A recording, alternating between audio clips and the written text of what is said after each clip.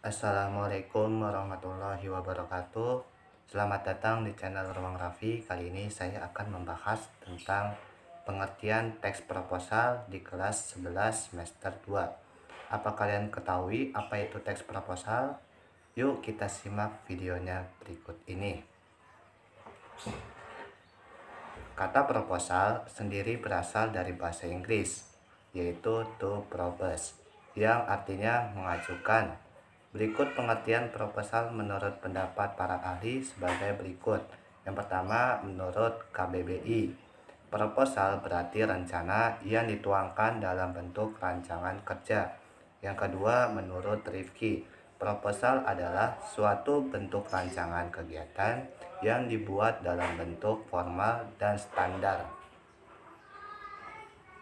Yang ketiga, menurut Hasnun Anwar, proposal adalah rencana yang disusun untuk kegiatan tertentu.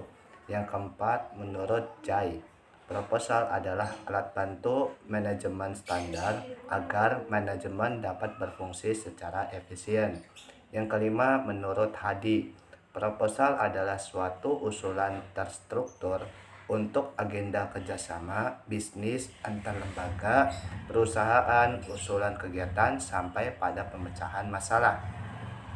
Yang keenam, menurut Keraf, proposal adalah suatu saran atau permintaan kepada seseorang atau suatu badan untuk mengerjakan atau melakukan suatu pekerjaan. Berdasarkan beberapa pendapat para ahli di atas, maka dapat disimpulkan bahwa proposal adalah suatu rancangan kegiatan atau kerjasama yang disusun secara sistematis dan terperinci sesuai standar oleh seseorang atau sekelompok peneliti untuk diajukan kepada pihak yang dikehendaki dalam mendapatkan persetujuan maupun bantuan dalam penelitiannya. Yang kedua, syarat-syarat menyusun proposal. Syarat-syarat menyusun proposal itu ada 4. Yang pertama, harus memiliki struktur maupun logika yang sangat jelas dan mudah dimengerti.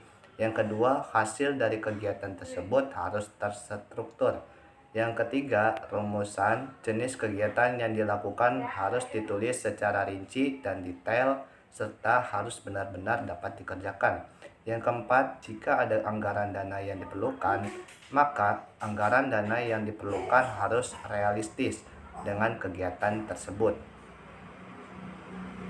Yang ketiga, tujuan proposal. Tujuan pembuatan atau penulisan proposal itu yang pertama, untuk mendapatkan bantuan dana, yang kedua, untuk mendapatkan dukungan, yang ketiga, untuk mendapatkan perizinan. Fungsi proposal itu ada 4. Yang pertama, untuk melakukan penelitian yang ada kaitannya dengan sosial, budaya, ekonomi, dan lain-lain. Yang kedua, dapat digunakan untuk mengajukan mendirikan suatu usaha. Yang ketiga, dapat digunakan juga untuk mengajukan tender dari berbagai macam lembaga. Yang keempat, dapat digunakan untuk mengadakan acara-acara kegiatan, misalnya seperti acara perayaan, seminar, pelatihan, perlombaan, dan lain-lain. Manfaat proposal ada 3. Yang pertama, menjadi rencana yang mengarahkan panitia dalam melaksanakan kegiatan tersebut. Yang kedua, menjelaskan secara tidak langsung kepada pihak-pihak yang ingin mengetahui kegiatan tersebut. Yang ketiga, untuk meyakinkan para donatur atau sponsor agar mereka memberikan dukungan material maupun finansial dalam mewujudkan kegiatan yang telah direncanakan. Jenis-jenis proposal itu ada 4. Yang pertama, proposal bisnis. Proposal bisnis merupakan proposal yang kaitannya dengan dunia bisnis atau usaha. Bisa juga yang berhubungan dengan bisnis kelompok ataupun perseorangan. Contohnya seperti proposal pendirian badan usaha, tempat usaha, dan lain-lain. Yang kedua, proposal proyek. Proposal proyek adalah proposal yang ada kaitannya dengan dunia pekerjaan. umumnya berisi serangkaian rencana-rencana dalam usaha atau komersil. Contohnya seperti proposal proyek pembangunan suatu kantor, sekolah, dan lain-lainnya. Yang ketiga, proposal penelitian. Proposal penelitian itu sering digunakan pada bidang akademis seperti penelitian untuk tugas akhir, tesis, dan lain-lain. Biasanya proposal jenis ini digunakan untuk mengajukan suatu kegiatan penelitian yang akan dibahas atau dilakukan. Yang keempat, proposal kegiatan. Proposal jenis ini sering digunakan di lingkungan masyarakat karena merupakan proposal untuk mengajukan suatu rencana kegiatan, baik itu kegiatan individu maupun perorangan. Misalnya seperti proposal mengadakan perayaan, perlombaan, terus Maulid Nabi, dan lain-lain. Yang G, jenis-jenis proposal berdasarkan bentuknya. Jenis-jenis proposal berdasarkan bentuknya itu dibagi menjadi dua. Yang pertama, proposal formal dan proposal non-formal. Proposal ini isinya sangat lengkap, terdiri dari 3 bagian, diantaranya yaitu bagian pendahuluan, isi, dan penutup. Berikut penjelasannya. Yang pertama, bagian pendahuluan. Itu terdiri dari sampul dan halaman judul, kata pengantar, ikhtisar, daftar isi, dan pengesahan atau permohonan. Yang kedua, bagian isi terdiri dari latar belakang masalah, batasan masalah, tujuan, anggapan atau pemikiran dasar, metodologi penelitian, fasilitas, personalias, keuntungan, kerugian, waktu, anggaran dana, dan lain-lain. Yang ketiga, bagian penutup. Itu terdiri dari daftar pustaka, lampiran, dan lain-lain. Yang kedua, proposal non-formal. Proposal ini tidak seperti proposal formal yang lengkap. Biasanya disampaikan hanya dalam bentuk surat. Biasanya selalu berisikan seperti permasalahan, saran-saran, pemecahan masalah, dan pengesahan atau permohonan. Yang ketiga, proposal semi-formal. Proposal semi-formal ini hampir sama seperti proposal non-formal karena isinya tidak selengkap atau tidak memenuhi syarat-syarat proposal formal.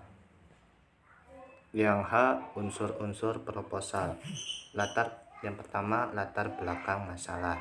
Dalam unsur ini dikemukakan kesenjangan antara harapan dan kenyataan, baik itu kesenjangan teorik maupun kesenjangan praktis yang melatar belakangi masalah. Yang kedua, rumusan masalah. Dalam unsur ini menyatakan secara tersurat berupa pertanyaan yang ingin dicari jawabannya. Yang ketiga, tujuan penelitian. Dalam hal ini diungkapkan sasaran atau tujuan yang akan dicapai. Yang keempat, itu hipotesis. Dalam hipotesis ini diajukan berupa jawaban sementara masalah penelitian agar hubungan antara masalah dan jawaban yang lebih jelas. Yang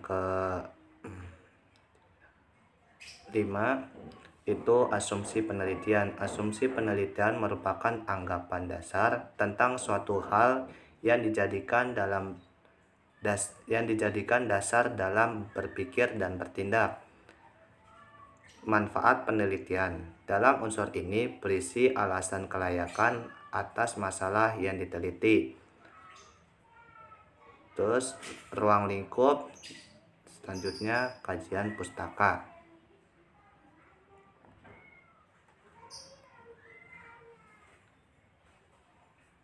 Sistematika penulisan proposal. Yang pertama, proposal kegiatan. Sistematika penulisan proposal kegiatan sebagai berikut. Yang pertama, halaman judul itu berisi nama kegiatan, tempat, waktu penyelenggaraan, dan pihak penyelenggara kegiatan. Yang kedua, latar belakang berisi argumen atau alasan yang melatar belakangi rencana penyelenggaraan kegiatan itu. Latar belakang umumnya berisi 3 bagian, yaitu pendahuluan, isi, dan penutup. Yang ketiga, tujuan kegiatan. Yang keempat, nama dan tema kegiatan. Nama dan tema kegiatan harus dibuat semenarik mungkin sehingga menimbulkan rasa ingin tahu seorang pembaca. Contohnya, dalam acara pentas seni dan diberi nama Flash 2020. Yang keempat, bentuk kegiatan. Yang kelima, bentuk kegiatan. Yang keenam, peserta. Yang ketujuh, waktu dan tempat kegiatan. Yang kedelapan, panitia. Yang kesembilan, jadwal kegiatan. Yang 10, rancangan anggaran. Dan yang ke-11, penutup. Yang ke-12, lampiran-lampiran. Yang kedua, proposal penelitian. Sistematika penulisan proposal penelitian adalah sebagai berikut. Yang pertama, judul. Yang kedua, halaman atau lembar persetujuan adalah pernyataan persetujuan dari guru pembimbing dan kepala sekolah tempat penulis bersekolah. Yang ketiga, abstrak. Itu berisi gambaran singkat isi karya tulis yang berkenaan dengan latar belakang masalah, tujuan, dan manfaat penelitian, sumber data, metode teknik penulisan, kesimpulan dan saran, serta unsur-unsur penting dalam karya tulis. Yang keempat, kata pengantar. Yang kelima, latar belakang masalah. Yang keenam, rumusan masalah. Yang ketujuh, tujuan penelitian. Yang kedelapan, manfaat penelitian. Yang kesembilan, tinjauan pustaka. Yang ke-10, kerangka konsep dan hipotesis. Yang 11, metode penelitian. Yang ke-12, jadwal lokasi penelitian. Dan yang ke-13, lampiran-lampiran. Adapun kaidah kebahasaan proposal itu, yang pertama, menggunakan istilah ilmiah, baik yang berkaitan dengan kegiatan yang akan dilakukan atau yang berkaitan dengan bidang keilmuannya. Yang kedua, menggunakan kata kerja tindakan untuk menyatakan langkah-langkah kegiatan atau metode penelitian. Yang ketiga, menggunakan kata-kata yang menyatakan pendefinisian seperti merupakan, yaitu, yakni, dan adalah. Yang keempat, menggunakan kata-kata yang mengandung makna perincian seperti pertama, kedua, selain itu. Yang kelima, menggunakan kata-kata yang bersifat keakaan seperti akan dan diharapkan. Yang keenam, itu menggunakan kata-kata denotatif atau bermakna sebenarnya. Hal ini sangat penting untuk menghindari kesalahpahaman antara pihak pengaju proposal dengan pihak penerima proposal. Ciri-ciri proposal itu ada 4. Yang pertama, proposal dibuat untuk meringkas kegiatan yang akan dilakukan. Yang kedua, sebagai pemberitahuan pertama suatu kegiatan. Yang ketiga, berisikan tujuan-tujuan, latar belakang acara. Yang keempat, pastinya proposal itu berupa lembaran pemberitahuan yang telah dijilid yang nantinya diserahkan kepada si empunya acara atau si penyelenggara acara. Hal-hal yang harus diperhatikan dalam membuat proposal. Yang pertama, penyusunan proposal hendaknya menunjuk orang atau beberapa orang yang ahli dalam menyusun proposal. Sebaiknya yang memiliki keterkaitan dengan kegiatan yang diselenggarakan. Yang kedua, penyusun proposal mempersiapkan bahan-bahan dan informasi yang diperlukan, yaitu berupa bahan-bahan hasil kesepakatan seluruh panitia. Yang ketiga, menyusun draft proposal dengan sistematis, menarik, dan realistis. Yang keempat, proposal dibicarakan dalam forum musyawarah untuk dibahas, direvisi, dan disetujui. Yang kelima, itu dibuat proposal yang telah disempurnakan untuk dipergunakan sebagaimana mestinya. Yang keenam, itu proposal diperbanyak dan didistribusikan kepada pihak-pihak yang dituju, baik internal maupun eksternal. Sekian dari saya. Jika kalian ingin bertanya, silakan komen di bawah videonya.